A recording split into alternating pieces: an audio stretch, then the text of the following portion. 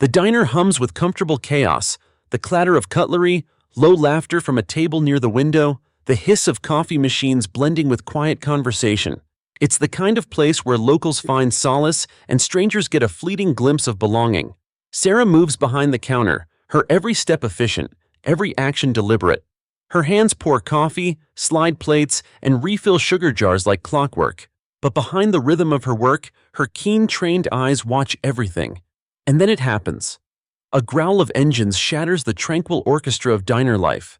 Heads turn sharply toward the windows, necks craning to glimpse the source of the disruption.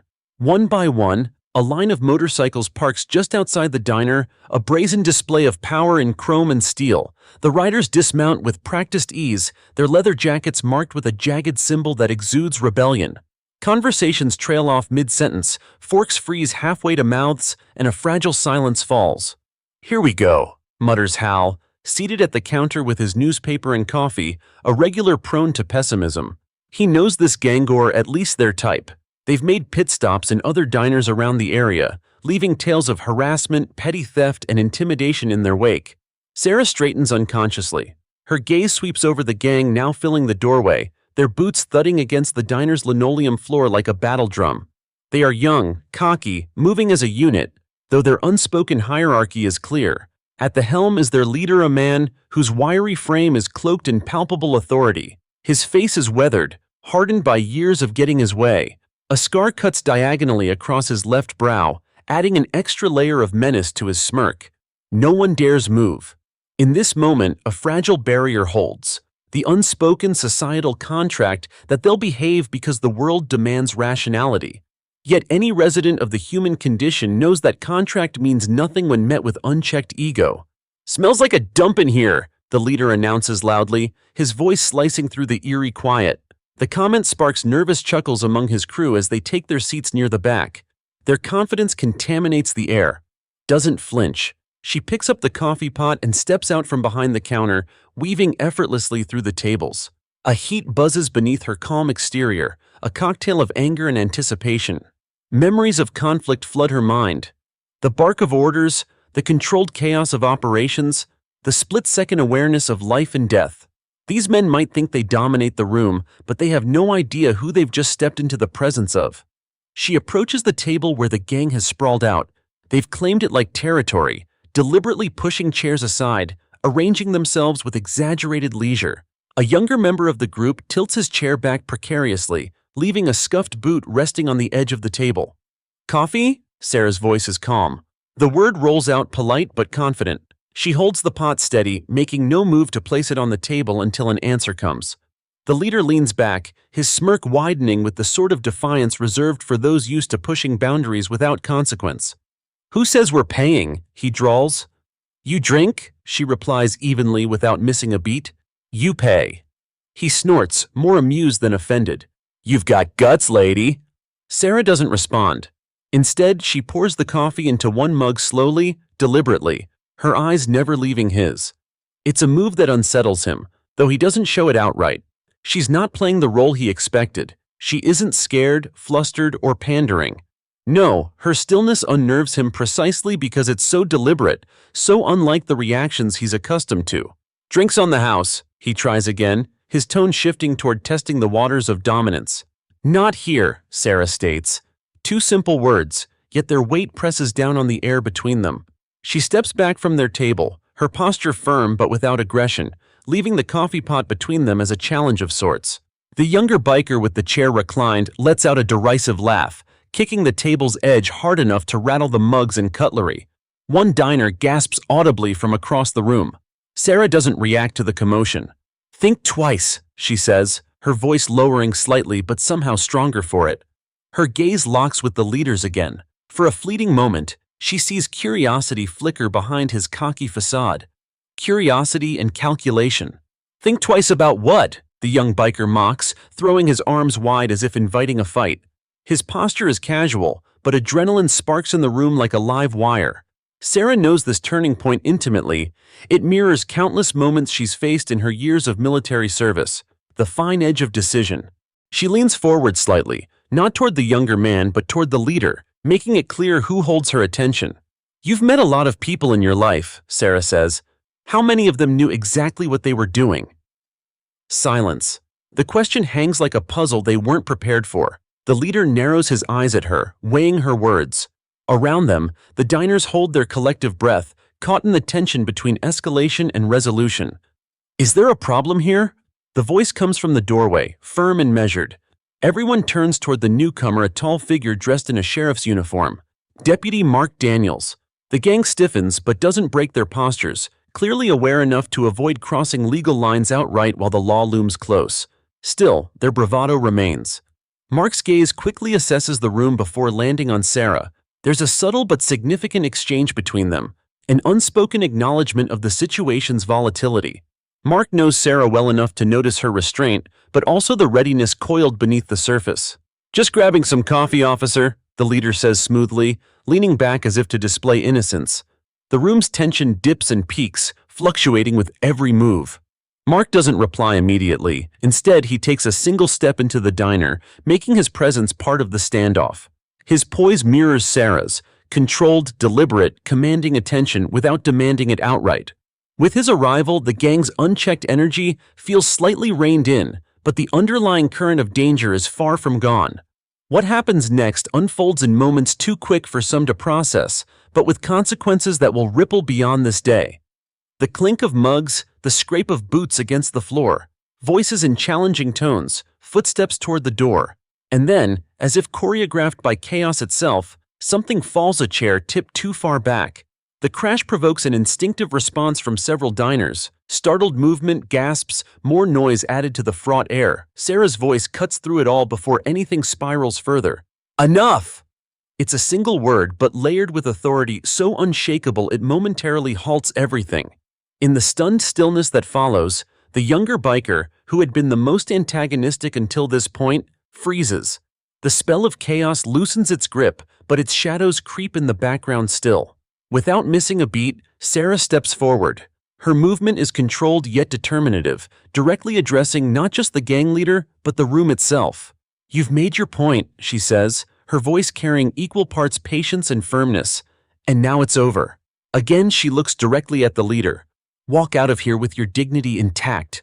The added layer in her tone isn't just advice. It's the recognition of options, a choice being presented rather than an order. But beneath it is the unmistakable undercurrent. "Push me, and you'll regret it." Mark watches quietly from the sidelines. His role here is well choreographed. He trusts Sarah's ability to navigate this without unnecessary escalation. But like a shadow cast in reserve, his presence serves as reinforcement. For a moment that feels stretched too thin, no one moves. The leader examines Sarah more closely than before, though his expression doesn't betray what he's thinking. And then, with deliberate nonchalance, he gestures to his crew. "Let's go." The young biker looks like he might protest, but a single hard glance from the leader silences him. One by one, they rise, their retreat designed to appear as though they're leaving on their own terms. In the doorway, the leader glances over his shoulder towards Sarah. There's no smirk this time, only a brief flicker of something unspoken. As the roar of engines overtakes the diner once again, a collective exhale sweeps through the room. Diners begin speaking in hushed tones, the tension dissipating like air from a balloon. Sarah doesn't move right away. Her focus lingers on the spot where the gang exited, her mind likely replaying moments, analyzing details, preparing for contingencies. "You all right?" Mark's voice pulls her back, his expression carefully neutral. "Always," Sarah replies, her tone calm but clipped. Mark studies her for a moment longer before nodding and stepping outside to his patrol car. Sarah turns back toward the counter and picks up the coffee pot, the motion so seamless it's as if nothing extraordinary just happened.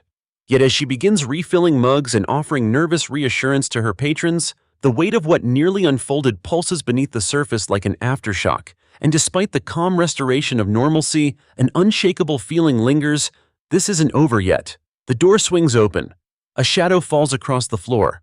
Sarah looks up, her grip tightening, expecting the worst. The sunlight filtering through the diner's wide front windows seemed more glaring than usual, as if the air itself was trying to cauterize the tension that had just exited on the heels of roaring engines.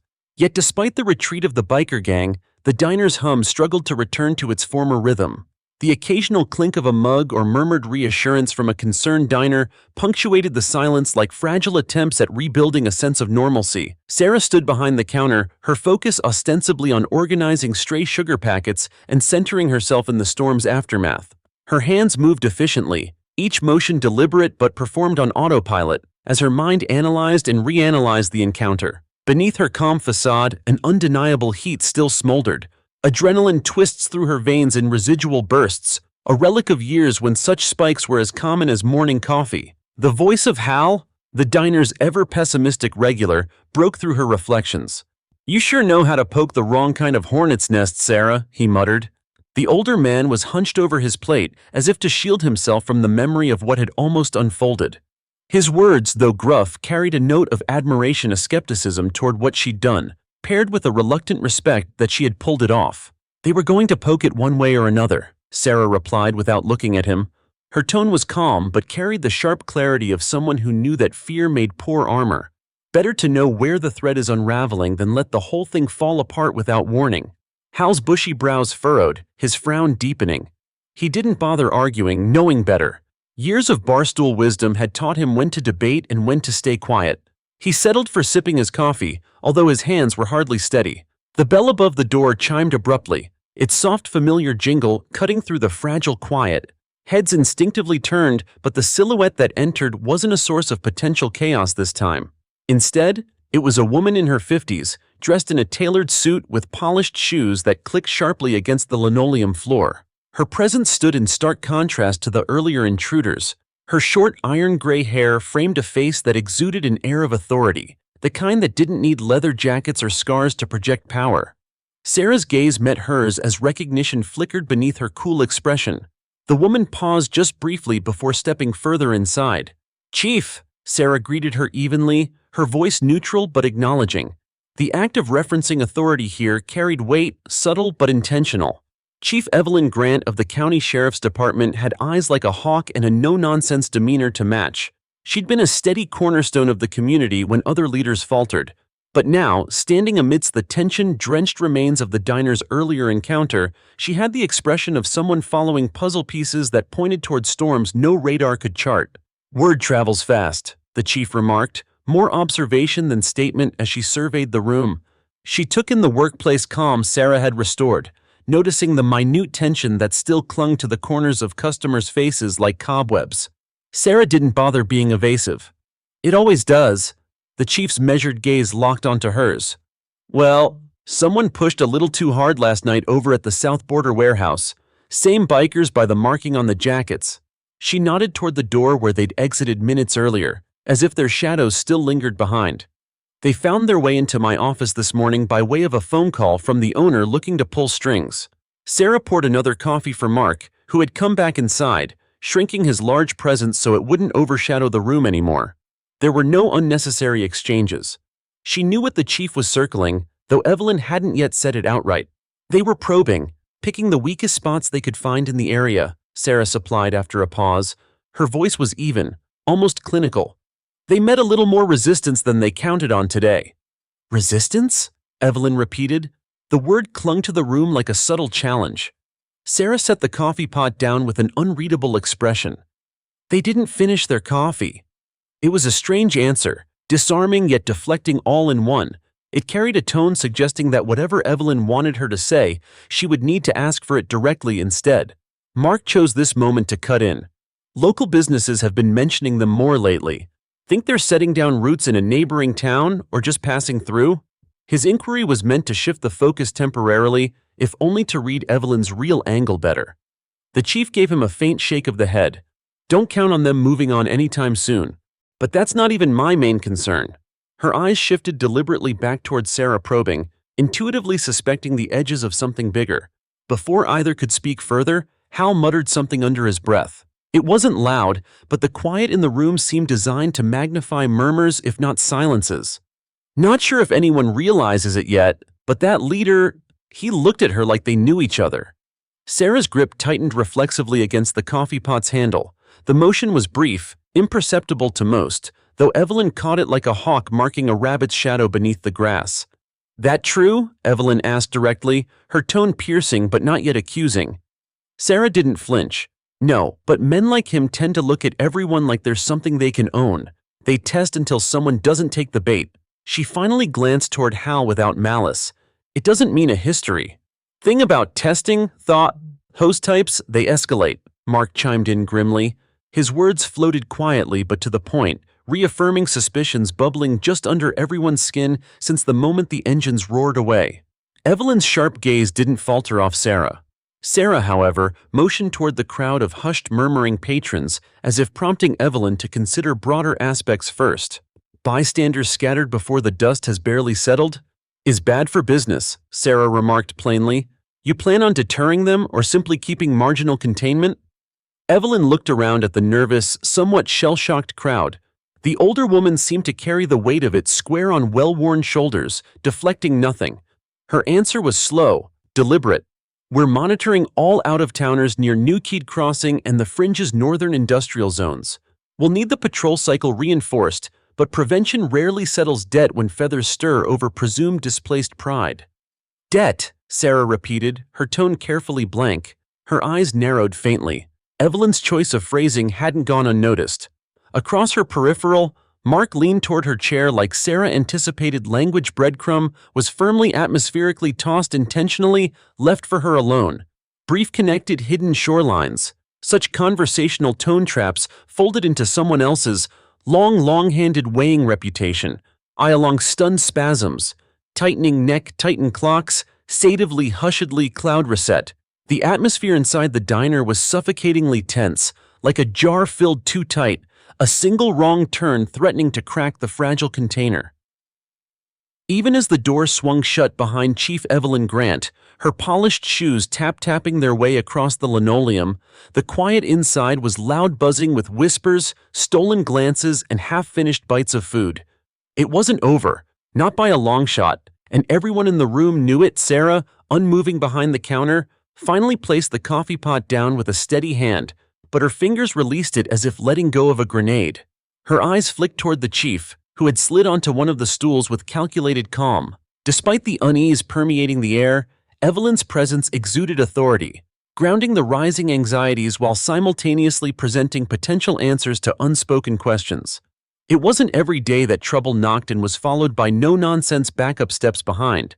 Diners usually existed outside of politics, beyond law enforcement drama. Small-town diners were places of pie, coffee, and community, a fragile bubble where chaos of the world's grander scale often didn't intrude. Yet here it was, glaring, present, and ripe to escalate. Well? Sarah broke the stalemate first, her voice steady but low as much for Evelyn as for the lingering ears pretending to politely chew crusts rather than listen. Something tells me you're not here because you've got a taste for cherry pie today. Chief Grant's lips barely twitched in what could have passed as the faintest shadow of a smirk. Instead, she leaned forward slightly, resting her forearms on the worn countertop. Her suit jacket folded neatly around her elbows like armor, deliberate. No pie for now, Sarah, but I'll admit, I'm developing a taste for answers. Across the room, Hal coughed, an overly audible grumble from his corner post. The intonation wasn't entirely subtle, it was somewhere between mockery and skepticism. A habitual sound likely lost on those who didn't know him well, but Sarah's jaw tightened anyway. This wasn't the time for his theatrics. She turned, throwing a sharp but fleeting glance his way before stiffening back toward Evelyn. There's a lot of noise rattling around outside this diner today, Evelyn continued, ignoring the interruption. Her voice was as even as a metronome, every syllable paced, deliberate in structure. Lot of rumors too. People mentioning a biker gang, vehicles roaring along county routes. Others are saying they parked not just wheels, but control out beyond Havert Road's cliffs. The word choice control wasn't lost on Sarah. Heat clung there, shadowed into context. Dangerous. Rustling banshee went earlier, another mutter, clearer drawn amongst resigned locals, responding unasked to such conversational premise momentum. Sarah anyhow ignored remaining third in audience break line. Posture snapped distinct determination, measuring solely. Blocking further accidental open standers, present field within territory. Conflicts, pressures, long viewing dynamics, present converging indeterminate presences. Temporary pauses above otherwise inward blows. Anti-panic, structural resets, self-touches. Dual atmosphere loader dimensions. Clearly snapped. Probable signals. A slow inhale centered Sarah before answering. Complacency drills still situation aplenty. Handling light narrowing reminder pressure. Evelyn perceptibly causal gaze. Length match forthcoming exchange. Confines afterward. Silent unspoke auditorium maneuver. Widely sensed interception veils. Ironically occurs. Reinserts. Countertext conclusions. Mostly combat, pretextual delimit spar. None's observed sidedness ever evident. Escapery sect. Offertation tables where anything measured, coupled outskirts impending layers, reinforcement fields wouldn't bear nobody. None yet barely pass outside, runfold wrenching carries, everyone unwinding fragility, inner affluent tremor loads, dropping auditory phases, shatter necessitated anywhere, identifying direct centralized stake, flimsy distributions counterbalances, versely emitting quickly nearer, incompatible configurations, possible minimal negotiations, midpoint struct orient approach, ready near push revsol, dual optics trace, cut loose logic theses, climactic, phase forced separation neatly likely reshield, screw balances, equality exchange, positioning pot hangs, revocate trail tamperings, truly repeatedly, intense struct stronghold, swift partitions, merely disappointed uncertainties, overlaid shadow sub-goal, capital closet, Toki crescendo missions in fold guard field, overridden interruptions, stringent time, wide-coupled markers tighten circular residue, edge inspections permutations. Quietly given advancement lines, observers folded, center route corridor mounting auto, cohesive interactive defined prediction, boundaries reflected, escalates phase, enter temporal cipher, constant system, gently subsiders practical, transitional observers. Connected mummification strategic extender routes have intrinless. The sunlight in the diner windows is harsh, painting sharp lines and washed-out reflections across the worn linoleum floor. It feels unrelenting, almost accusatory, as if the universe itself has chosen to hold everyone under a magnifying glass. Sarah stands behind the counter, her fingers pressed lightly against the cool edges of the ceramic mug she holds. Around her, the quiet din hums to life again, her patrons murmuring with a tension that still lingers but now feels more bearable, more contained. Chief Evelyn Grant has left, taking with her questions that hang heavy in the filtered daylight. Sarah is aware of the way the townsfolk, her regulars, occasionally cast glances in her direction. They've come to this diner for years for the familiarity and comfort of her steady presence, and yet something about that encounter with the biker gang hadn't fit. She could see the doubt playing in their eyes, seeds planted by Hal's muttered comment, implying a deeper connection between Sarah and the gang's leader. The balance of what they knew of her, or thought they knew, had been shaken. But Sarah doesn't focus on the looks or the whispers. She focused on her next meticulous movement, the ordered rhythm of mundane tasks, refilling sugar canisters, organizing napkins that have always kept her grounded. That facade starts to chip when the bell over the door jingles again, not loudly, but enough to turn the heads of those seated closest. Instinctively, Sarah looks up, her spine straightening just slightly. A young man enters, mid-20s, wiry but athletic. There's an awkwardness to his movements, like a teenager trying too hard to seem casual, yet his dark eyes dart around the room, assessing, calculating. He wears a simple jacket, beaten sneakers, and jeans torn not from rebellion or fashion, but wear and necessity. He's no biker and, at first glance, no immediate threat, but there's something in his intense observation of the room that sets Sarah on edge. He approaches the counter hesitantly, his steps faltering when he sees Sarah watching him. He doesn't sit right away, choosing instead to hover near the edge of the counter. Sarah makes no move to greet him. Her own posture calculated, casual but commanding. It's a deliberate strategy learned from years of deflecting unwanted attention and reading situations before they can spiral. She pours coffee into a clean white mug and places it on the counter in front of him without asking. "You look like you want something warm to drink," she says, her words neither cold nor kind. "Thanks," he mutters, his hands wrapped tightly around the mug as if he's cold, though the day is anything but chilly. His eyes don't meet hers, instead flicking toward the door, then the room, before settling on the counter. He takes a tentative sip of the black coffee, but grimaces like he's unused to its bitterness. Quiet place, he murmurs under his breath, but loud enough for Sarah to hear. Usually, Sarah replies calmly. She maintains her composed stance, watching as his answers seem forced, weighed in the same way someone checks the pressure in a pipe. Passing through? He nods quickly, perhaps too quickly. Yeah, relatives in Florida, long way down. His answer is well-constructed but unconvincing. Nearby, Hal clears his throat, and the brief sound cuts harshly against the unsettled haze filling the diner. He leans on his elbow at the counter and says, half under his breath but fully aware everyone can hear him, plenty of people passing through these days. The tension cracks just enough for his wry skepticism to slice through. Sarah shoots him a warning look, but Hal just shrugs faintly before taking another sip of his coffee. The young man looks nervously at Hal before his gaze flicks back to Sarah. His mouth opens as if he wants to say something more, perhaps to explain or justify his presence. Instead, he reaches into the pocket of his jacket. Sarah's heart rate spikes, but her face remains unreadable. Years in the Marines prepared her for moments precisely like this, the tick at the edge of imminent danger, the fractional time in which instinct overpowers thought. But when his hand emerges, it's holding nothing more than a crumpled bill.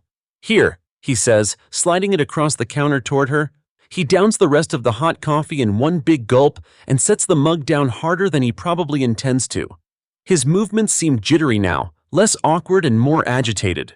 Keep it, Sarah says lightly, her focus narrowing further. Her calm demeanor belies the way every muscle in her body tightens without betraying a sign. And take care of yourself on the way to Florida. She notes the way his hand, curled into a loose fist, trembles slightly before he stuffs it back into his pocket. For the briefest instant, their eyes meet, and Sarah sees something raw there, fear. Yes, but something capable of burning hotter too. Resentment? Desperation? It's too fleeting to pinpoint. Before anything more can be said, he turns sharply on his heel and heads back toward the door. The moment he exits, Sarah sets the coffee pot down with a slight exhale. Mark, the deputy, who had returned minutes earlier and been sitting quietly in the corner, rises from his seat without a word. He leaves his half-finished plate of scrambled eggs behind, brushing by the table nearest the counter. His movements are subtle, barely acknowledged by the other patrons. But Sarah knows Mark well enough to understand exactly what his intent is. She says nothing as Mark follows the young man out the door. For several seconds, the diner is quiet again, save for the faint hum of the refrigerator behind the counter. When Hal finally speaks, his voice is subdued but laced with the same skepticism that had always defined him. You think he's with them? Sarah casts him a sidelong glance, wiping a non-existent smudge from the countertop. I think he's scared, she replies evenly. But in truth, she isn't entirely sure of his fear or hers. Outside, the sound of Mark's voice filters faintly through the glass as he engages the young man in what seems, at least from a distance, to be a civil conversation. Sarah can just make out fragments. License on you? Trouble? And then the startled tone of the young man's reply. She doesn't look out the window like the others.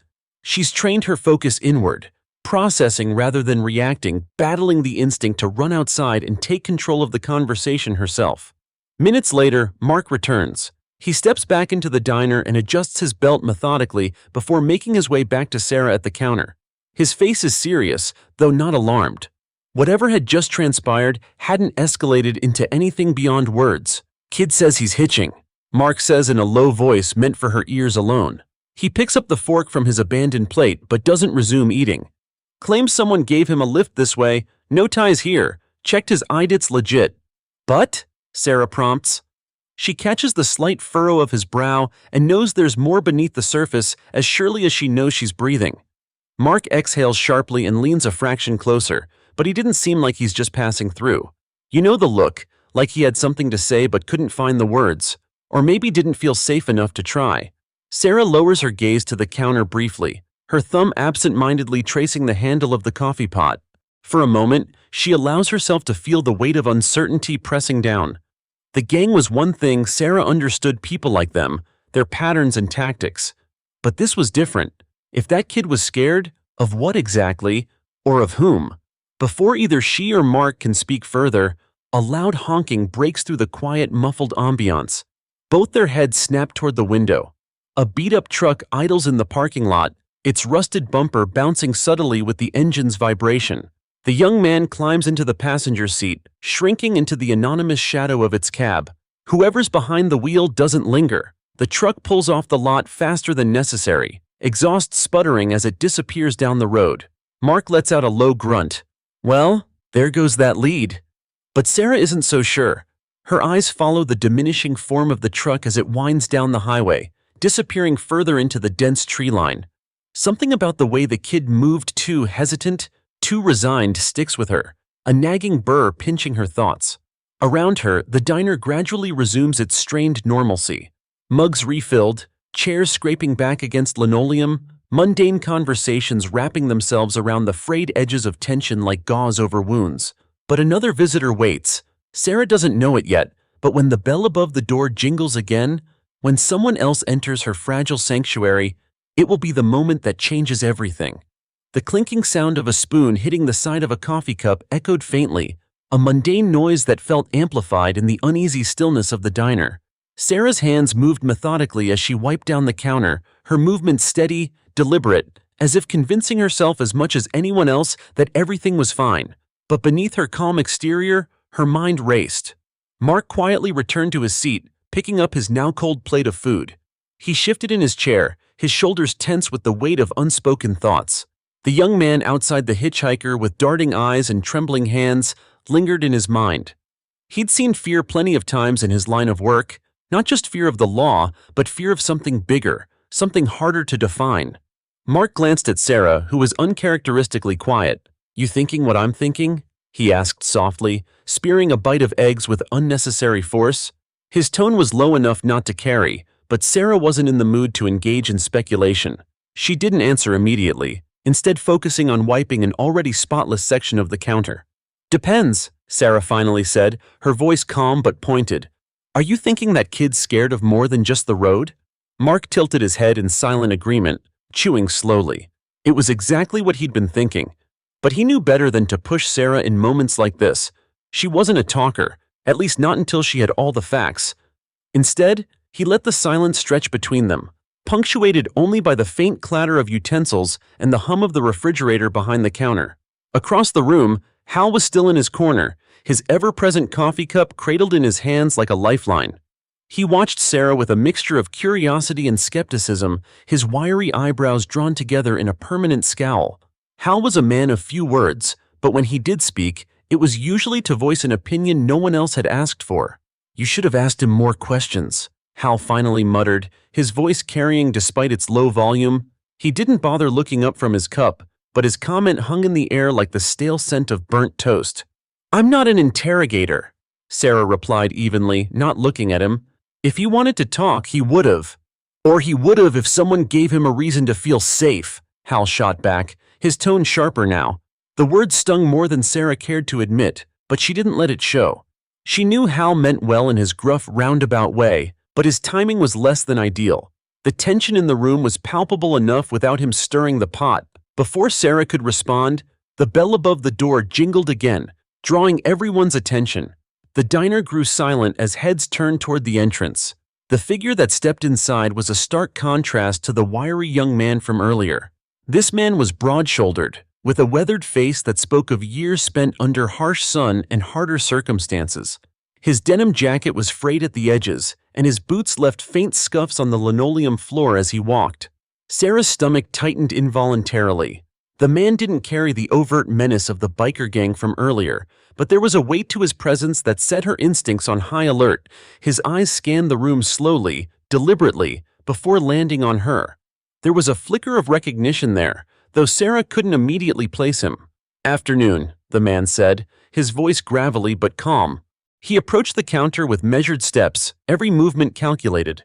The tension in the diner seemed to thicken as he got closer, the uneasy silence broken only by the faint scrape of his boots. "Coffee?" Sarah asked, her tone neutral. She reached for the pot without waiting for his reply, her movements as steady as ever. The man nodded once, sliding onto a stool directly across from her. He set a worn-out hat on the counter, the logo faded with age. "Appreciate it," he said, watching her carefully as she poured. He didn't touch the coffee right away, instead letting the steam rise between them like a barrier.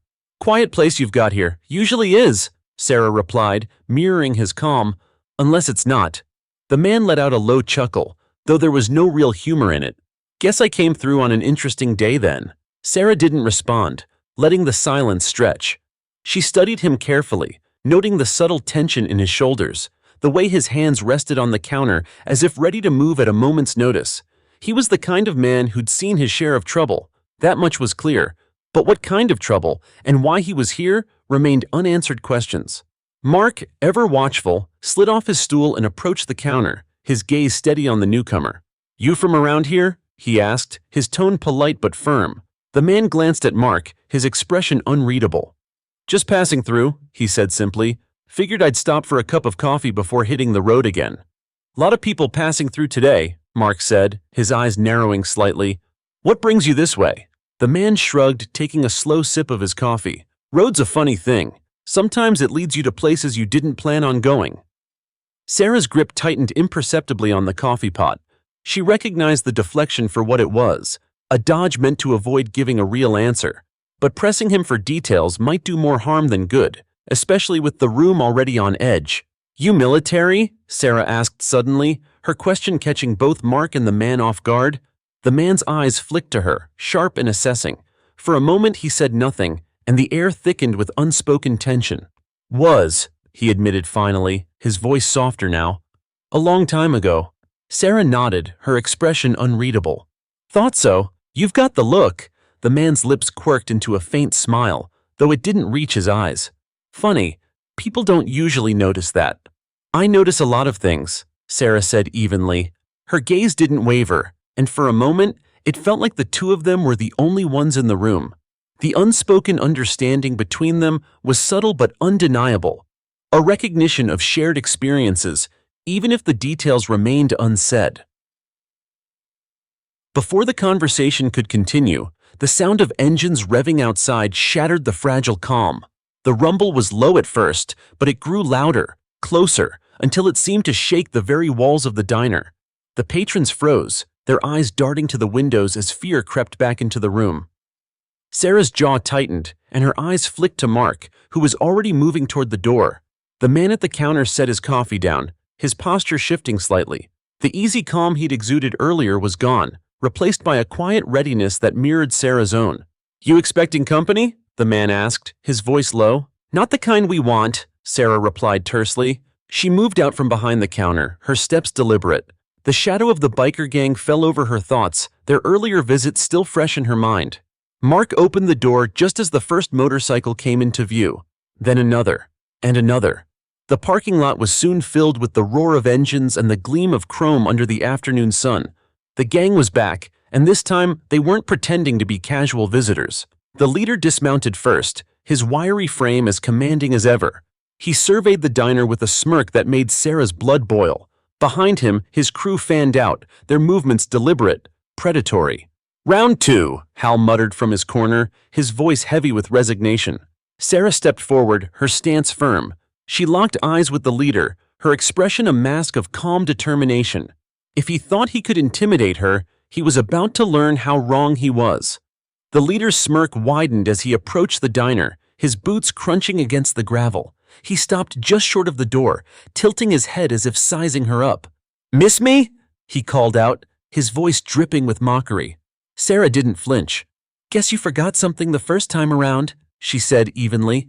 "Can't imagine what it could have been." The leader's crew chuckled behind him, their laughter dark and mean, but Sarah didn't let it faze her.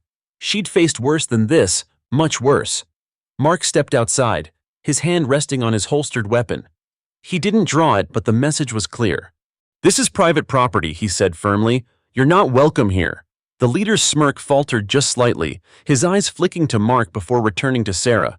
"We're just here for some coffee," he said, his tone feigning innocence. "What's the harm in that?" "The harm," Sarah said, stepping forward, "is what happens when people like you push too far." Her voice was steady, unshakable, and it carried a weight that silenced the murmurs inside the diner. "So here's a suggestion. Turn around, get back on your bikes, and ride out of here, while you still can." The leader's eyes narrowed, and for a moment the world seemed to hold its breath. The tension was a living thing, coiled tightly and ready to strike. Sarah's heart pounded in her chest, but her stance didn't waver. She'd faced down worse than this before, and she wasn't about to back down now. The leader took a step closer, his smirk returning. "You've got guts, lady. I'll give you that." "Glad you noticed," Sarah replied coolly. Her eyes didn't leave his, even as the rest of the gang began to close in. And then, just as the tension threatened to snap, a voice came from behind her. "Mind if I cut in?" Sarah turned, her eyes widening slightly as the man from earlier stepped forward. His calm demeanor was gone, replaced by something harder, sharper. The recognition in his eyes wasn't just for Sarah Heat, was for the gang too. "Looks like I showed up just in time," he said, his voice low but firm. For a moment, the leader seemed to hesitate, his gaze flicking between Sarah and the newcomer. Then his smirk returned, though it was less confident now. "Well, well," he said, his tone mocking. "Looks like you've got a friend. This just keeps getting more interesting." Without missing a beat, Sarah stepped aside, her stance still firm. The man moved forward to stand beside her, his presence solid and unyielding. Together, they faced the gang, their combined resolve a force that couldn't be ignored. The leader's smirk faltered again, and this time, it didn't return. The engines outside are growling louder now, a rising tide of sound that feels almost alive, vibrating through the walls of the diner as if it aims to drown out rational thought. Sarah's mind is a razor's edge, focused and calm, but undeniably aware of the stakes. Every glance, every subtle shift in weight across the room is cataloged and stored, ready to guide her next move. She doesn't notice the way other patrons begin to shrink further into their seats, as if the steel and wooden booths might offer them some measure of protection. Her focus is locked instead on the leader of the gang, the wiry man with the scar arcing across his brow and the confident smirk that feels far more intentional this time. The man from earlier, the one with the frayed jacket and steady eyes, remains at her side. There's an unspoken alliance there, born of shared understanding rather than words. She can sense his readiness, the embodied stillness of someone who knows that a fight is more about timing than brute strength. His earlier calm vanished the moment the motorcycles returned, leaving sharp resolve in its place. Mark is the first to speak. His voice cuts through the tension like the break of dawn, firm but measured. "Still private property," he says, stepping fully outside now. There's an unmistakable authority behind his words, but it's dampened by the fact that there are far more of them than there are of him. That kind of defiance doesn't deter men like this, it only eggs them on. One of the bikers, a younger man with tattoos running like rivers down his arms, snorts loud enough for anyone listening. "That's funny, lawman," he says mockingly. "Private property ain't much of a barrier anymore." The leader raises a hand, silencing the younger biker without moving his gaze from Sarah. He takes a single step toward her, and the air inside the diner feels like it contracts. Now, he drawls, his voice carrying an unnerving mix of charm and venom. "No need to get hostile. We're here to enjoy a bite to eat, just like everybody else. Isn't that right, fellas?" The scattered chuckles from his crew only deepen the pit in Sarah's gut. They're not here for coffee or pie, and everybody knows it. This is theater for them, a show of dominance designed to carve out territory like wolves marking new hunting grounds. "No one's stopping you from eating," Sarah says, stepping forward into the narrow space between the doorway and the rest of the room. "But let's skip the spectacle and get to the part where you tell me what you really want." The leader chuckles, a low, grating sound that doesn't quite reach his eyes. "What I want," he repeats slowly, savoring the weight of the question. "Well, aren't you the curious one?" His gaze sweeps the room then, deliberate and slow, as if peeling back layers to understand what power dynamics are at play. It lands briefly on Mark, whose posture is tense, alert. Then it slides to the man next to Sarah, who remains silent, his sharp gaze locked on the gang leader. And then the leader's smirk twists into something darker. "You've got some interesting company today," he says, gesturing lazily to the man at Sarah's side. "Old friend of yours?" Sarah doesn't falter. "Someone you should think twice about underestimating," she replies, her tone steely enough to match his. But the leader just laughs again, like her words were a punchline to a private joke. "I like you," he says finally, pointing a single finger in her direction as though offering some twisted compliment. "Gutsy, smart too. That's rare." He flicks his wrist and one of his crew steps forward, carrying a leather-bound journal. It's cracked and worn, but something about it sends a chill down Sarah's spine. He tosses it onto the ground between them, the sound of it hitting pavement louder than it should be. Sarah doesn't move immediately.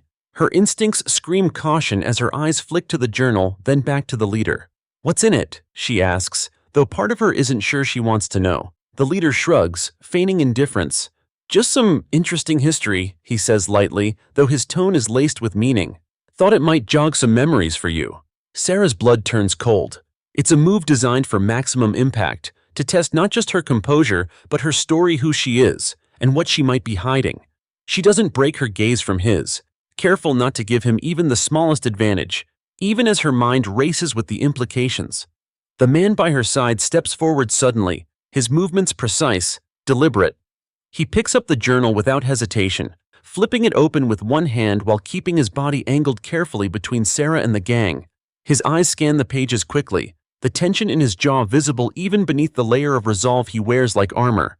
He's silent for a long moment before closing the journal and tossing it back onto the ground. "Nice trick," he says flatly, his voice devoid of humor. "But you're wasting your time." That garners a reaction. The leader's smirk fades slightly, replaced by something sharper, colder. "Oh, is that so?" "It is," the man replies evenly, stepping back toward Sarah. "Whatever you're fishing for, you won't find it here." His words are measured, purposeful, as if designed to both reassure Sarah and draw a line in the sand. But the leader isn't easily dissuaded. Slowly, he places both hands in his jacket pockets, his body language shifting into something looser, almost lazy. It's a subtle move, but one that makes him appear far more dangerous. "See, you say that," he begins, his voice almost conversational, "but I've got a feeling there's more going on here than you're letting on." Behind him, his crew shifts subtly, their movements coordinated like a pack of predators circling prey. It's enough to set Sarah's nerves alight, though outwardly she remains the picture of calm. Mark takes a single step forward. "You've got what you came for," he says firmly. "Now either order something or get back on your bikes. This isn't a game." The leader looks at Mark as if noticing him for the first time. "Oh, I don't know about that," he says lazily. "Feels a little like one to me." Sarah catches a flicker of movement at the edge of her vision. The younger tattooed biker from earlier is shifting nervously, his gaze darting between the leader and the man at Sarah's side. It's subtle, but the apprehension on his face suggests he doesn't entirely understand or agree with what's happening. It's a chink in the armor, and Sarah files it away for later, should the need arise. For now, though, the moment teeters on the edge, ready to tip in any direction. "Enough!" Sarah's voice cuts across the tension like a blade. She steps directly between the leader and his crew, her body language leaving no room for argument. "You said your piece, made your point, but this ends now. Whatever you think you're going to find here, it's not worth what comes next." The leader's smirk returns, though it's less confident this time. "And what's next?" he challenges, taking a deliberate step closer to her. She meets his gaze without flinching. "Try me and find out." For a long, excruciating moment, silence reigns. And then, in a move she doesn't entirely anticipate, the leader throws his head back and laughs. The sound is loud, grating, and devoid of real humor, but it breaks the spell hanging over the scene. "All right," he says finally, raising his hands in mock surrender. "Have it your way." He turns back to his crew, gesturing for them to step back toward their bikes. "Let's roll out, boys." The begrudging sounds of engines starting fill the parking lot as the gang begins to retreat, but the leader lingers a moment longer, his gaze locking on Sarah one last time. "See you around," he says, his tone loaded with unspoken promise, and then they're gone, leaving only the echo of their departure in their wake. For a moment, no one inside the diner moves or speaks. The tension lingers like a storm cloud, refusing to dissipate entirely. Sarah finally exhales slowly and turns back toward the counter, her expression unreadable. Mark approaches her, his brow furrowed. "That journal," he says quietly. "What do you think it means?" Sarah doesn't answer immediately. Instead, her fingers tighten briefly on the edge of the counter, a flicker of emotion passing across her face. "It means," she says finally, her voice low, "that this isn't over." The calm that settles over the diner is deceptive, fragile, and somewhere, deep down, Sarah knows the storm is far from done breaching her walls. The sunlight streaming through the diner's windows was dimmed by gray storm clouds rolling in, the light shifting ominously across the linoleum floor. Conversations hadn't fully resumed, and the hum of the refrigerator seemed disproportionately loud in the half-silence. No one in the diner dared to fully breathe easy despite the departure of the gang. Sarah stood behind the counter, her hands gripping the edge, knuckles white as tension rolled through her. Even as quiet settled, Her instincts screamed that this fragile normalcy was a temporary reprieve. This wasn't the end, it was the eye of the storm. Mark leaned against the counter, arms crossed tightly over his chest, his gaze fixed toward the parking lot. "You know they're coming back," he muttered, his voice low enough not to carry to the other patrons. The deputy wasn't asking a question, it was a statement of fact. People like the gang didn't back down because of one setback. They would regroup, rethink, and return. Sarah didn't look at him right away. Her eyes were following the man who had stepped in alongside her in the confrontation. He was leaning against the jukebox now, his head angled slightly in thought. There was something about him, a calm just as dangerous as the gang leader's posturing, but imbued with an air of experience. She finally turned to Mark, her voice a quiet thunder. "I know." "What's in that journal?" Mark asked, his tone sharper now. He wasn't trying to hide his worry anymore. Whatever the bikers wanted, it was tied to that worn leather notebook. "I don't know," Sarah answered truthfully, but she hadn't missed the flicker of recognition in the stranger's hardened expression when he'd scanned its contents. Her eyes flicked to him again. He didn't seem startled by their attention. Instead, he walked back toward the counter and slid onto a stool with the same easy movement that had unnerved everyone earlier. "You seem to figure something out," she said, watching him closely. "What's in there?" The man sighed, his roughened hands resting lightly on the counter. He drummed his fingers for a pause, as though deciding how much to reveal. "It's bait," he said finally. "A good one at that." "Bait for what?" Mark asked, stepping into the conversation with the weight of his badge behind him. "Not what, who?" The man's eyes locked on Sarah again, his expression unnervingly direct. "That journal's meant to rattle someone tied to a past they can't afford to let others dig into." "And you think that someone is me?" Sarah's voice was steady, but her calm was as deliberate as the pressure she felt rising. She didn't like where this was heading. "No," he replied, shaking his head. "I think you're collateral." The weight of his statement hung heavy in the air. Mark's brow furrowed, and Sarah kept her gaze sharp on the stranger's face, searching for a hint of deceit and finding none. He leaned forward, lowering his voice even further. "That gang leader, the smirk, the posturing, it's all smoke. He's acting on behalf of someone else. Someone who thinks they've got unfinished business with this town, or someone in it." A chill slid up Sarah's spine, though her stoic expression betrayed nothing. She glanced at Mark, his frown deepening with every word. Before she could follow up with another question, the stranger shifted. "They're testing you," he added, "looking for weaknesses. That journal? It was planted because someone figured out enough to think it's tied to you or someone you remind them of." Mark leaned in now, visibly tense. "Why are you so keyed in on this? Who the hell are you?" The question wasn't barked but demanded with precision, the tone of a man who needed answers yesterday. "I was like them," the stranger said bluntly, meeting Mark's gaze without flinching. "Years ago, different crew, same tactics, hit towns like this one, force people into submission, build the illusion of control." He gestured toward the window as if he could still see the gang's retreat. His bitter tone carried more weight than any badge. "That's not a gang passing through, deputy. That's a storm setting up camp." Before Mark could respond, the bell above the door jingled again. The sound startled more than just the diners. Even Sarah stiffened. Every head turned toward the entrance, the air in the room taking on a strange kind of gravity. It wasn't reinforcements for the gang, nor was it someone new entirely. Chief Evelyn Grant stepped back into the diner, boots clicking sharply against the linoleum. She carried her usual air of authority, but her face was set in grim lines that made Sarah's stomach twist. "Sarah," Evelyn said briskly, her gaze scanning the room before focusing on the person she was there for. "Outside." Sarah didn't have to be asked twice. She stepped out from behind the counter, her keen awareness picking up on the waning shock among her patrons as Evelyn followed her out to the parking lot. Behind them, she could feel the weight of Mark's gaze, and even heavier, the stranger's. She didn't turn back. Once outside, the storm clouds pressed lower. Evelyn crossed her arms tightly, her stance all business. "That group came back earlier than I expected," she said bluntly. "I've got officers tailing them now, but this is turning into something bigger than just a few troublemakers on bikes." Sarah nodded, her expression grim. "The journal they left, it wasn't random." Evelyn arched an eyebrow, intrigued but alarmed. "What do you mean?" Sarah was about to answer when tires crunching against gravel pulled their attention to the side of the building. A sleek black SUV was pulling into the lot, its windows tinted dark. the kind of vehicle that didn't belong in a place like this. Evelyn's hand instinctively moved toward her sidearm, though she didn't draw it. Sarah felt her jaw tighten. Trouble was stacking up faster than answers could keep pace. The SUV came to a stop and the door opened slowly. A man stepped out tall, clean-cut, wearing an expensive suit that screamed both authority and danger. He adjusted his cuffs as he approached Evelyn and Sarah, his calculating gaze moving between them. "Good afternoon," he said, his voice smooth, practiced. "I apologize for the abrupt visit. May I have a word?"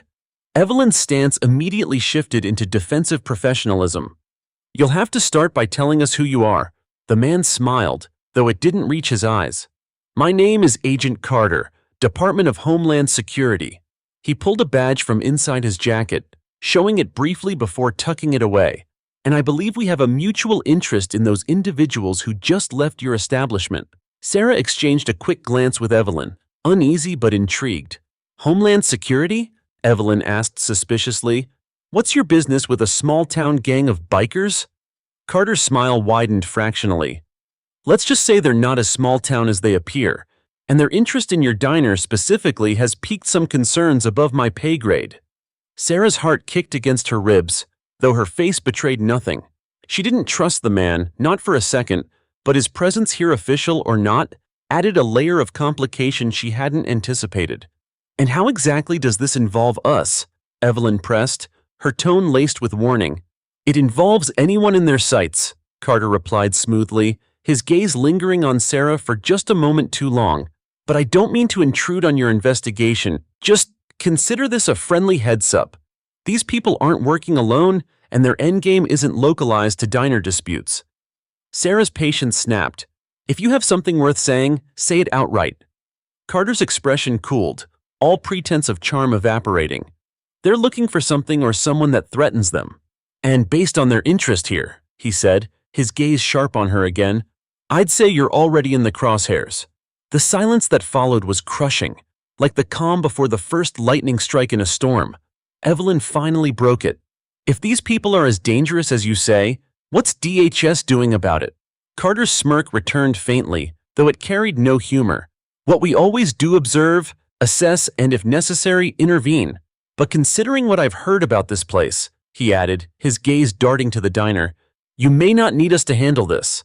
Sarah stepped closer, her voice low and unyielding. "I don't know what game you're playing, but if you give me something real to go on, I can guarantee no one else gets hurt."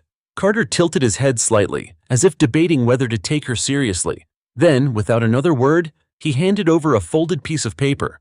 "Coordinates," he said. "The last known location of their base. I suggest you act fast before they relocate." With that, he stepped back toward his SUV, leaving Sarah and Evelyn rooted in place as the vehicle rolled away, the clouds overhead growing heavier by the moment. The weight of the moment pressed down on them both. Whatever storm the bikers had brought with them, it wasn't bound by just this town's borders. Sarah turned to Evelyn, her voice cutting through the haze of uncertainty. "What do we do now?" Evelyn's jaw tightened. She glanced at the paper in Sarah's hand, then toward the distant road where Carter had disappeared. "We get ready," she said resolutely, "because next time they won't be testing us. They'll come to finish what they've started." Thunder rolled across the sky, a low growl that seemed to echo through the diner as Sarah walked back inside. She pressed the coordinates into Mark's hand before stepping behind the counter, her mind already ticking through the steps they'd need to take to stay one step ahead of the chaos barreling toward them. The storm wasn't just coming, it was here. The sky outside the diner was a churning mix of steel-gray clouds and streaks of muted sunlight, the atmosphere taut like the diners inside who hadn't yet relaxed after the gang's earlier visit. Sarah stood behind the counter, her movements deliberate but stiff. She wasn't just a waitress taking orders, she was a commander controlling chaos, staying calm while the storm teetered on the cusp of invasion. Her grip on the edge of the counter tightened briefly as her thoughts churned with the implications of everything that had just transpired. Mark sat at the far end of the counter, his eyes trained on the folded piece of paper Sarah had passed him only moments ago. He unfolded it slowly, his frown deepening as his gaze scanned the coordinates scribbled across the page. "This can't be right," he muttered, almost to himself. Sarah's steel gaze locked on him. "It is. Carter didn't strike me as the kind of guy who throws breadcrumbs without a reason. Whatever's there, it's tied to them."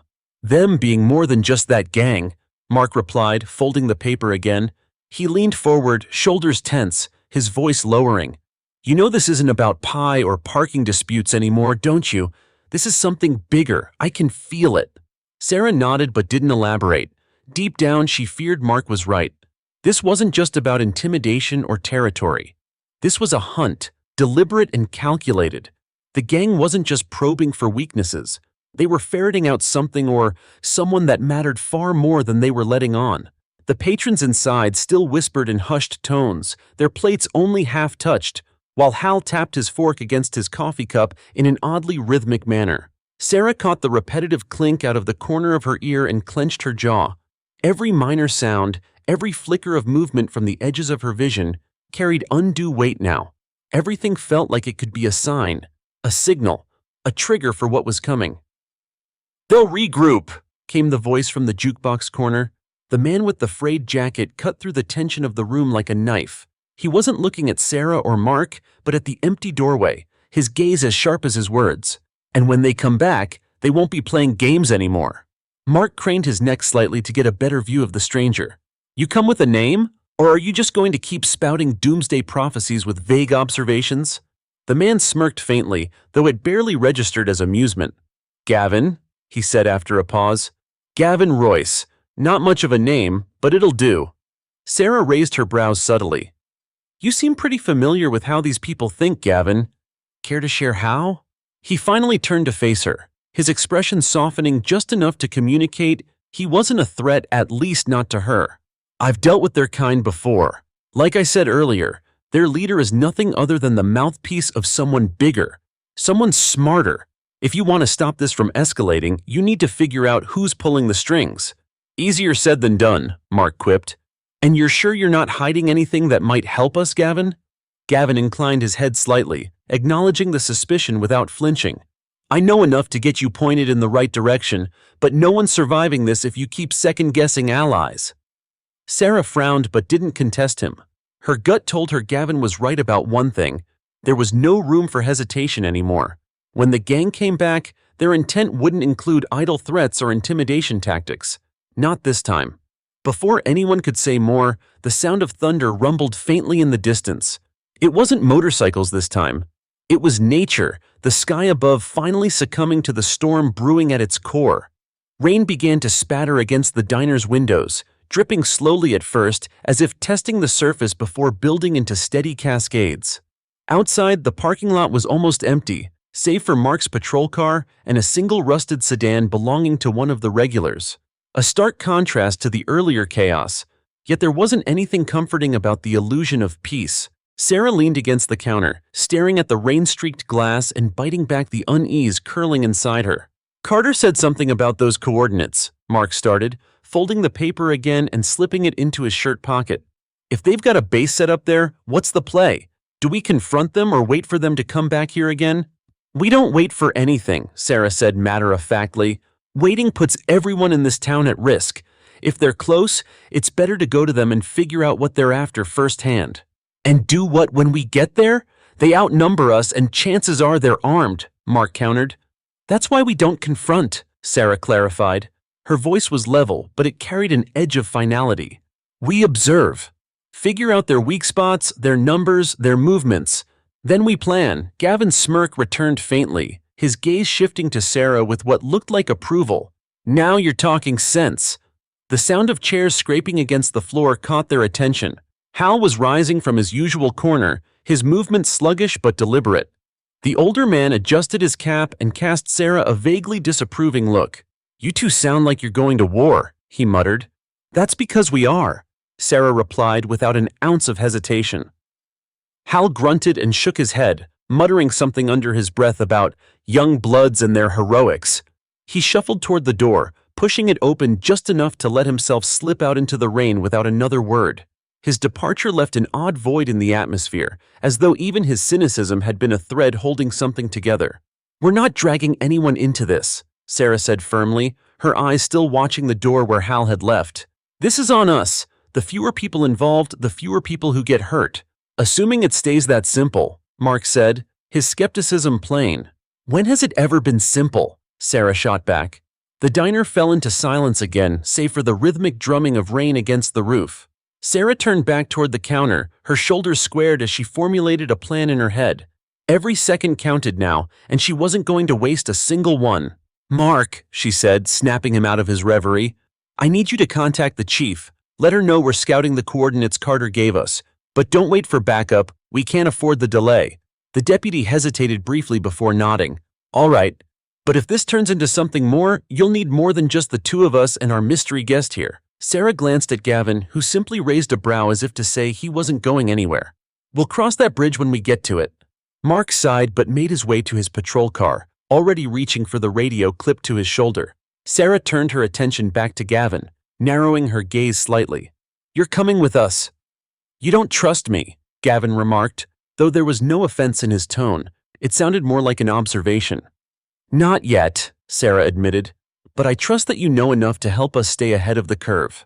Gavin smirked faintly before nodding. "Fair enough." The rain hadn't let up by the time Mark pulled his car around to the front of the diner. Sarah locked the door behind her as she and Gavin stepped outside, the cold water immediately soaking through her jacket. She didn't flinch at the discomfort, her focus locked instead on the unknown path ahead. Whatever was waiting at those coordinates, she was determined to meet it head-on. The windshield wipers slapped against the rain, cutting through the storm's relentless onslaught as Mark's patrol car barreled down the winding road. The tires splashed through puddles, the rhythmic sound blending with the low hum of the car's engine. In the passenger seat, Gavin sat silently, his eyes focused ahead, but his mind clearly somewhere else. Sarah, seated in the back seat, clutched her phone tightly, her thoughts as turbulent as the storm outside. The coordinates scribbled on Carter's paper were burned into her memory, a beacon pulling her toward answers she wasn't entirely sure she wanted. The vague promise of clarification came laden with inherent danger, a fact she couldn't ignore, even as adrenaline coursed through her veins. The gang, the journal, the orchestrated chaos, it all pointed to something larger looming just out of sight. And now she was heading straight for it. "We're close," Mark said, his voice cutting through the rain-soaked tension in the car. He glanced sideways at Gavin, who hadn't spoken since they left the diner. "You sure about this?" "Not even remotely," Gavin replied, his tone flat. "But hesitation's a liability right now. Better to know what we're walking into than let them surprise us again." Mark scowled but said nothing. He tightened his grip on the steering wheel, his jaw set in a grim line. Sarah didn't bother adding to the conversation. Any doubts they had were irrelevant now. The only way out of this was through it. The road ahead narrowed, surrounded on both sides by dense trees swaying ominously under the weight of the storm. The coordinates led deep into the woods, to a place far removed from the small-town familiarity of the diner. As they continued, the asphalt gave way to gravel, and the car jolted with each bump along the uneven surface. Sarah leaned forward slightly, her eyes scanning the landscape for any sign of movement. Finally, Mark slowed the car to a crawl, his headlights cutting through the shadows of the forest. Up ahead, the outline of an old industrial building came into view, its rusted exterior barely visible through the sheets of rain. The structure was large and imposing, its skeletal remains a relic of decades past. Mark brought the car to a stop behind a cluster of overgrown bushes, cutting the engine as the three of them peered out at the scene before them. "Looks abandoned," Sarah murmured, her voice low. She didn't believe it for a second, and neither did the others. "Appearances are deceptive," Gavin said. He opened the door carefully, stepping out into the downpour. Sarah and Mark followed, keeping low as they approached the building. The rain masked their movements, but it also obscured their vision, each step forward fraught with tension. They reached the edge of the building, pressing themselves against the cold metal wall. Sarah's heart pounded in her chest as she strained to listen for any telltale signs of life inside. The roar of the storm made it nearly impossible to hear anything beyond their immediate breathing and the persistent patter of rain against the roof. Gavin motioned for the others to follow him as he crept along the side of the building, his movements careful and deliberate. Around the corner, they found a set of double doors, slightly ajar, the crack between them revealing flickering light from within. Sarah exchanged a glance with Mark, who nodded grimly, his hand resting on the holster at his side. "Stay alert," Sarah whispered, her voice barely audible over the storm. She pushed the door open cautiously, the hinges creaking softly in protest. The three of them slipped inside, their footsteps muffled by the puddles pooling on the concrete floor. The interior of the building was a stark contrast to its decaying exterior. Tables and chairs were scattered across the space, some overturned, others littered with empty beer bottles and cigarette butts. A makeshift bar stood against one wall, its surface sticky with spilled liquor and grime.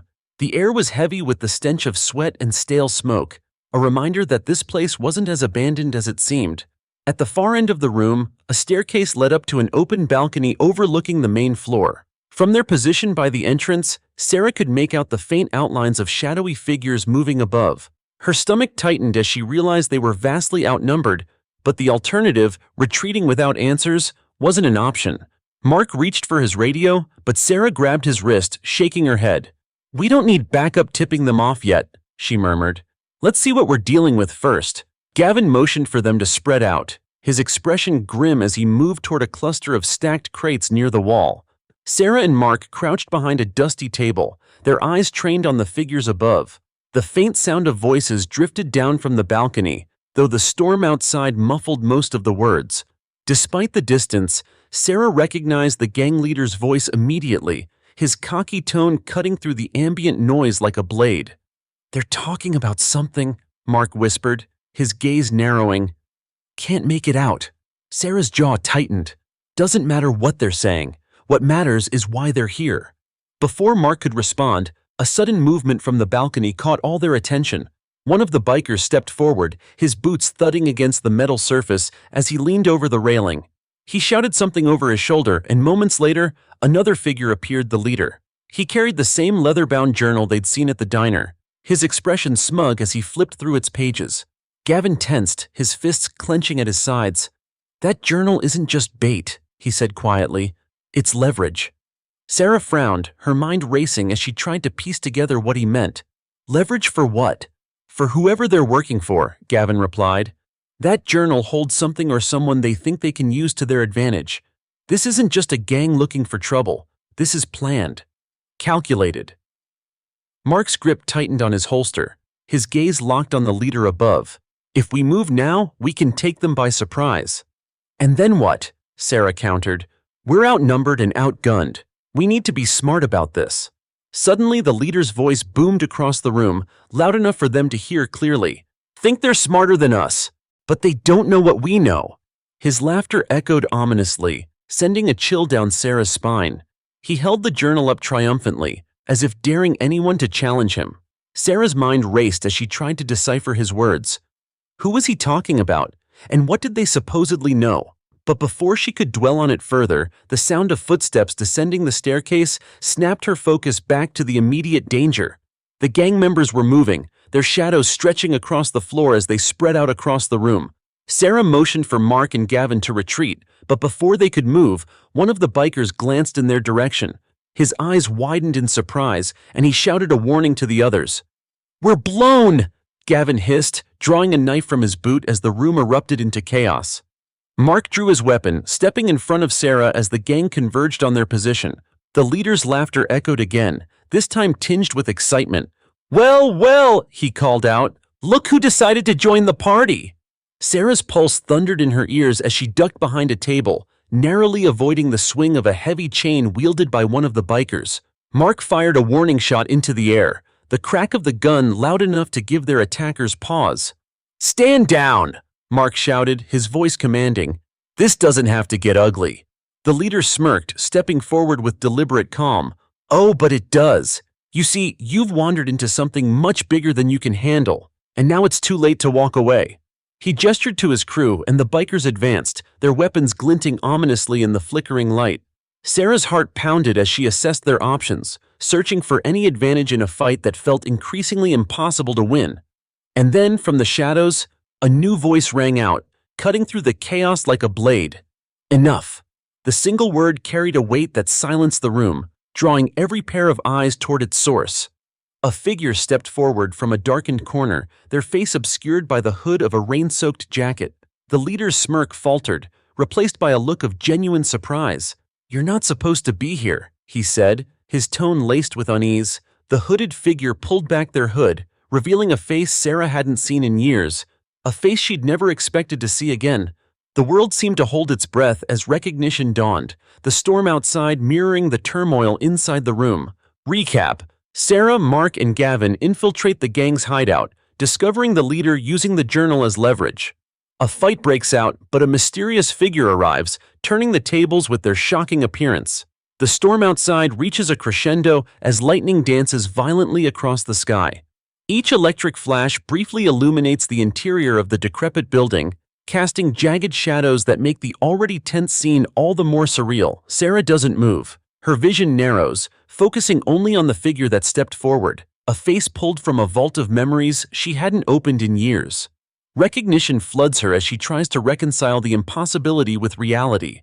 Her breath hitches, her heart a cacophony of confusion and resonance. "Elliot?" she whispers, the name barely audible over the rumble of thunder. The name carries weight like an anchor dropped in the center of the room.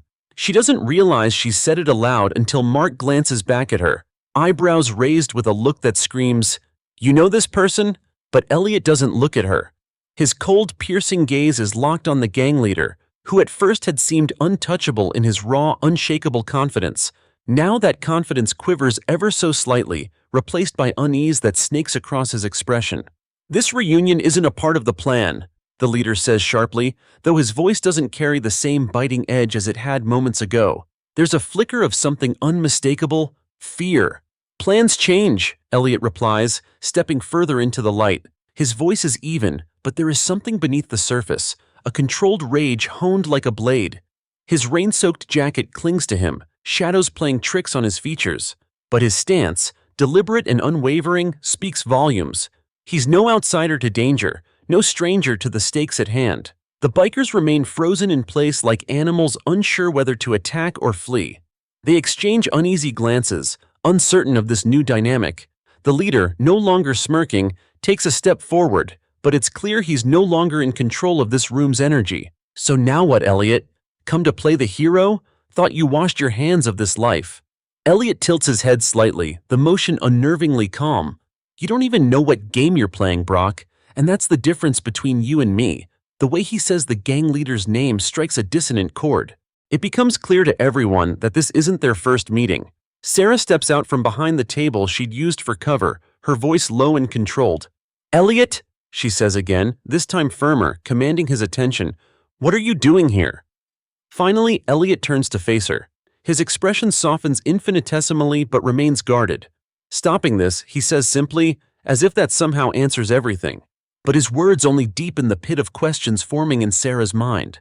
"Stopping what?" Mark interjects, his weapon still drawn but lowered slightly, his unease mounting with every passing second.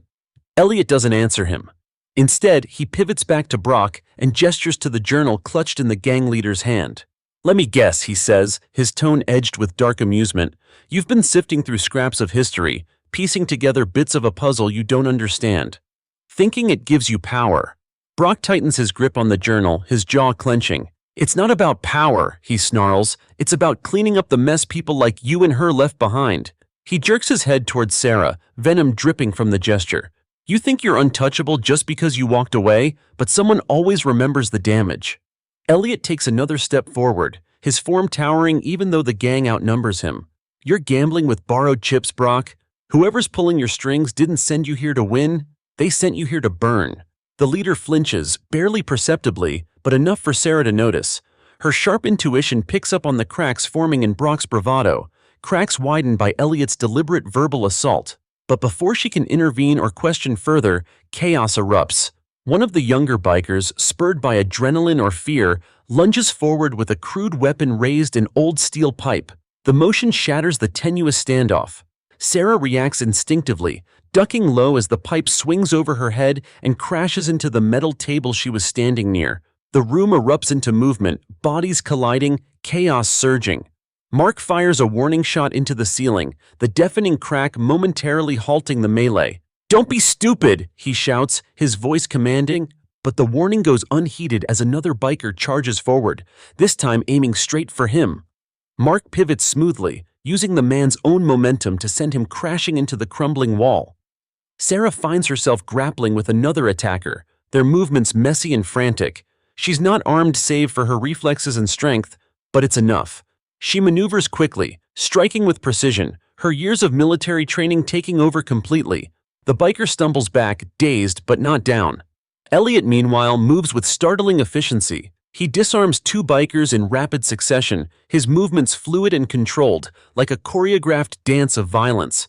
There's no hesitation, no wasted energy, only the undeniable precision of someone who has navigated life and death situations many times before. "Gavin!" Sarah shouts over the noise, searching for the man. He's fallen back toward the staircase, using its structure as a defensive position against two advancing bikers. With surprising agility, he sidesteps a punch and counters with a forceful kick, sending one of his attackers sprawling. But his breathing is labored, and Sarah knows they won't hold out against these numbers for long. Mark manages to cuff one of the bikers, pinning him to the floor, but the advantage is temporary. The remaining members of Brock's crew regroup, rallying around their leader, who backs toward the exit slowly, calculating his next move. "Enough!" Brock bellows, his voice cutting through the chaos. He glares at his men, barking commands to pull back. The bikers hesitate, bloodied and bruised but not broken, and reluctantly heed their leader's call. They retreat toward the stairs, forming a human barrier between the exit and the allied group of Sarah, Mark, Gavin, and Elliot. Sarah straightens, her chest heaving as she assesses the room. The damage is minimal, no casualties, only injuries, but the real battle is still looming. Brock turns to Elliot, his expression twisted with fury and frustration. "This isn't over," he spits, his words venomous. "You can't protect her not from this." Elliot steps forward, his presence radiating a quiet, lethal intensity. "Walk away, Brock. Tell your boss the message was delivered, but the answer is no. If you come back here, you won't leave." The threat, though delivered in a calm, measured tone, lands with chilling finality. For a moment, Brock hesitates as if weighing his options. Then, with a sharp nod, he signals his crew to follow him. They retreat up the stairs and out the door, their pounding footsteps fading into the storm's roar above. As silence falls over the room, the tension refuses to dissipate entirely. Sarah turns to Elliot, her eyes blazing with questions. "You're going to start talking," she demands, her voice firm. "Now." Who the hell is pulling the strings behind this? Elliot exhales slowly, his shoulders relaxing slightly. It's complicated, he admits, but Sarah doesn't let him off the hook that easily. "Uncomplicate, she snaps.